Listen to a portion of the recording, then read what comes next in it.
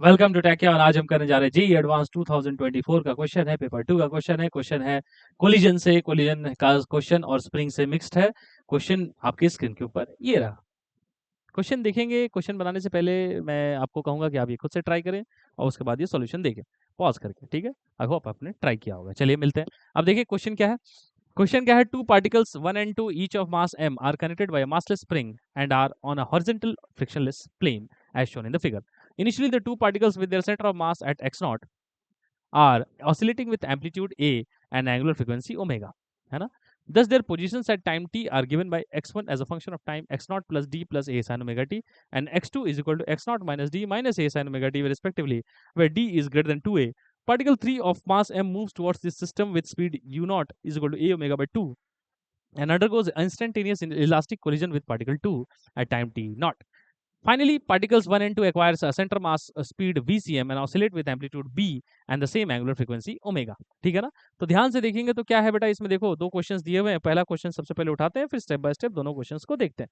तो first question आपके screen के ऊपर देखो क्या है। फर्स्ट क्वेश्चन में अगर आप देखें तो पूछा गया, if the collision occurs at time t not equal to pi by 2 omega, then the value of, नहीं ये सेकंड क्वेश्चन है, फर्स्ट क्वेश्चन है by the way. First question, if the collision occurs at time t not equal to 0, then the value of v centre mass by a omega will be. फिर देखो, चलो start करते हैं, आ जाओ। क्या है इसमें देखेंगे कि तीन लोग हैं, दो लोग स्प्रिंग से बंधे हुए हैं और एक तीसरा व्यक्ति है जो इधर से आ रहा है। तो स्प्रिंग से बंधा हुआ दो चीज है और उसका जो बंधे हुए दो लोग हैं उनकी सेंटर ऑफ मास कहा गया कि एक्स नॉट पे है। इन दोनों का सेंटर मास एक्स नॉट पे है, ठीक। अच्छा, और ध्यान से देखो तो ये सारे मास जो है आइडेंटिकल है, एम एम एम। और ये मास जो है इधर से दौड़ता हुआ आ रहा है यू नॉट स्पीड से और टक्कर मार रहा है इस वाले मास को। परफेक्टली इलास्टिक कोलिजन है ना? अब ध्यान से देखो तो टक्कर मारने वाला है, बट चलो उससे पहले हम ये पता कर लेते हैं कि क्या उस मास की, इसको बोलता है वो कौन सा मास, इसको बोलता है वो सेकंड मास और इसको बोलता है वो फर्स्ट मास। टक्कर मारने से पहले हम देख लेते हैं क्या सेकंड मास की पहले से कोई स्पीड थी या वो रेस्ट पे था। तो उसको कैसे पता चलेगा, उसकी पोजीशन क्या थी, दोनों देखेंगे।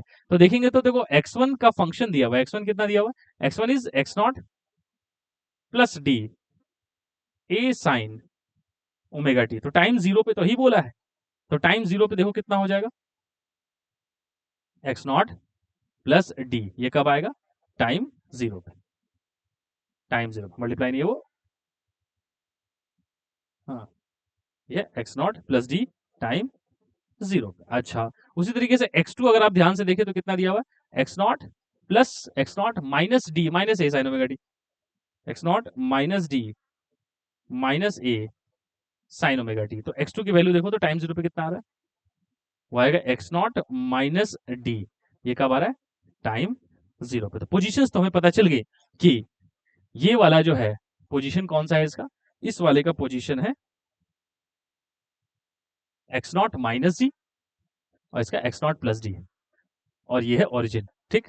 मतलब क्या है, ये है एक्स जीरो, सेंटर मास है एक्स नॉट पे, ये है एक्स नॉट माइनस डी, ये है एक्स नॉट प्लस डी।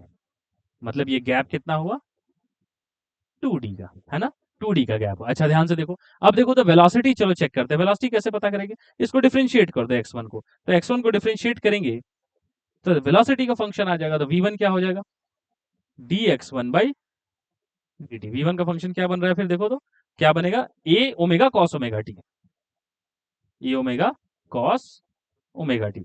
तो मैं v1 निकालता हूं टाइम जीरो पे। तो टाइम जीरो पे कितना हो जाएगा, a ओमेगा, क्योंकि टाइम जीरो पे कॉस जीरो 1 हो जाएगा।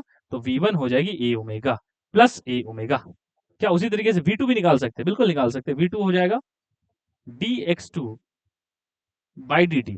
तो v2 की एक्सप्रेशन क्या आएगी, dx2 बाई dt बोले तो minus a omega cos omega T, minus a omega cos omega t, it is at any time t, what is at the time 0 minus a omega is the time 0। मतलब second body negative a omega and first body positive a omega.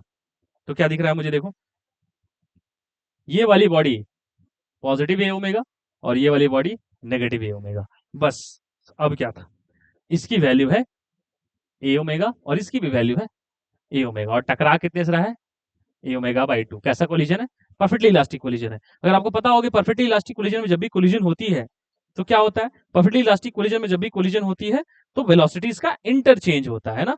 तो देखो perfectly elastic collision में जब भी टक्कर होती है तो क्या होता है, वेलोसिटीज का इंटरचेंज होता है। अब ध्यान से देखो, वेलोसिटीज का अगर इंटरचेंज होगा तो सेकंड बॉडी की वेलोसिटी क्या हो जाएगी, सेकंड बॉडी की वेलोसिटी हो जाएगी ए ओमेगा बाई 2, और फर्स्ट बॉडी इस वाली बॉडी की वेलोसिटी हो जाएगी ए ओमेगा इधर। तो सेकंड बॉडी की वेलोसिटी अगर आप ध्यान से देखें तो फाइनल स्टेज में क्या होने वाला है, ये होने वाला है ए ओमेगा बाई 2 आफ्टर कोलिजन, और ये क्या है, ये फर्स्ट बॉडी में कोई इफेक्ट नहीं आएगा क्योंकि स्प्रिंग फोर्स एक नॉन इंपल्सिव फोर्स है, तो वहां तक झटका जाएगा ही नहीं, तो उसकी वेलोसिटी एज इट इज रहेगी ए ओमेगा। पूछा क्या है, सेंटर ऑफ मास की वेलोसिटी क्या है, देखो let's try to find the centre of mass velocity. तो सेंटर ऑफ मास की वेलोसिटी हमें फॉर्मूला पता है, ये होता है m1v1 plus m2v2 by m1 plus m2। तो m into A omega by 2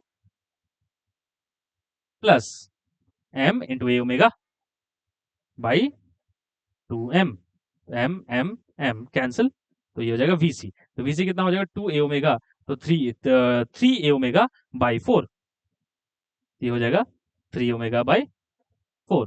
तो क्या लिखूंगा, vc is 3 A omega by 4, मतलब क्या लिखूंगा मैं इसको लिखूंगा vc by A omega is 0.75, है ना। कितना आंसर बेटा, 0.75, है ना। तो इस आंसर को अगर हम ध्यान से तो vc बाई ए ओमेगा आ रहा है 0.75, विच इज द आंसर, ठीक है ना। इस क्वेश्चन को हम लोग अभी करते हैं और नेक्स्ट क्वेश्चन को करेंगे नेक्स्ट स्लाइड में, ठीक है। इसको आप नोट करें।